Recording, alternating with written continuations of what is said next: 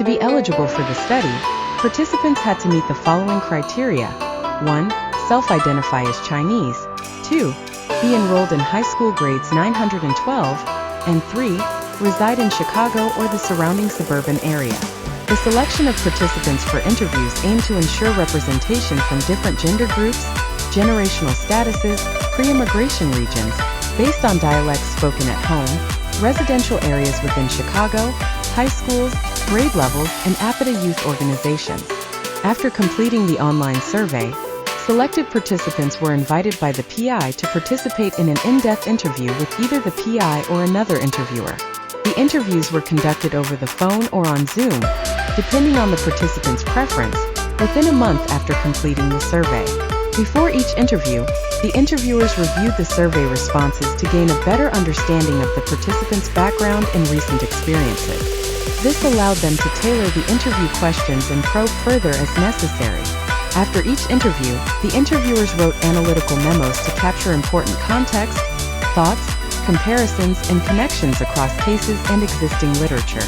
These memos help the interviewers actively engage with the data and refine the interview guide for subsequent interviews. Each participant received $10 as compensation for completing the survey, and an additional $15 for the interview in the form of electronic payment or a gift card. The interviews were semi-structured and lasted approximately 30 minutes to an hour. The interview guide explored participants' experiences of racial socialization in various domains, including family, school, peers, neighborhood, organization, and social media. It also inquired about recent experiences discussing anti-Asian and anti-Black racism, with consent from the executive director, facilitators, and participants. The lead author observed and participated in SAO Youth Program member meetings and planning meetings from July 2020 to December 2020. These observations informed the design of the survey and interview questions.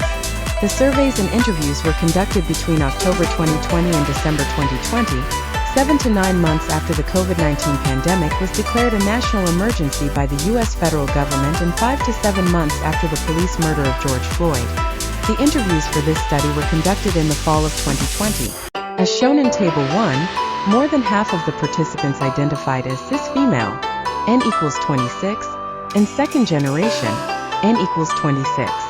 While all participants identified as ethnically Chinese, N equals 35, a few identified as multi-ethnic, N equals 4, or multiracial, N equals 4.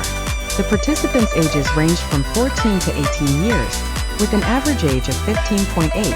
Parental educational attainment varied, with approximately a third of the participants' parents having completed high school or obtained a GED.